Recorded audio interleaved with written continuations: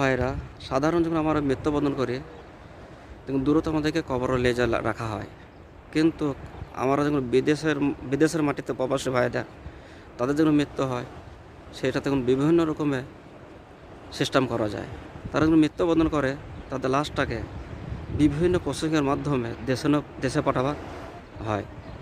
যেমন একজন প্রবাসী ভাই মৃত্যুবরণ করে, দেখুন তার লাশটাকে অর্থাৎ তার বডির ভেতরে যে রক্ত থাকে সেই রক্ত কোনো চুষে ফেলা হয়। তার বডিটাকে বিভিন্ন সিস্টেমে ওরা ফ্রিজিংয়ের মধ্যে রাখার জন্য যেন পচে না যায়।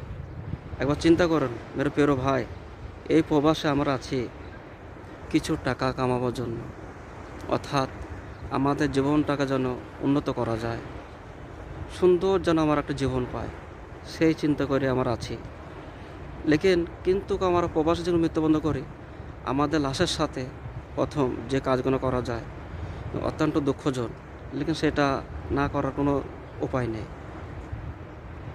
বিদেশের মাঠে যখন মৃত্যুবরণ করার পরে এভাবে যখন আমাদের যাই বা হোক মেরে ভাইরা, করোনা তো আছেই, সবাইকে মৃত্যুবরণ করতে হবে। প্রত্যেকটা প্রাণীকে মৃত্যুর সাধ্য সবাইকে পেতেই হবে, এর থেকে বলার কোনো সুযোগ নেই। রাসূল সাল্লাল্লাহু আলাইহি ওয়াসাল্লাম বলেছেন, দুনিয়াতে এমনভাবে চলাচল করো যেন তোমার একটু মুসাফির। আল্লাহু আকবার।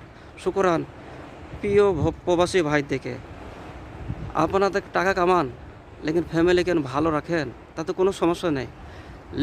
আপনার নিয়তটাকে ঠিক করেন, আপনার মৃত্যুটা যেন দেশের মাটিতে হয়, নিজের ফ্যামিলির কাছেই যেন হয়।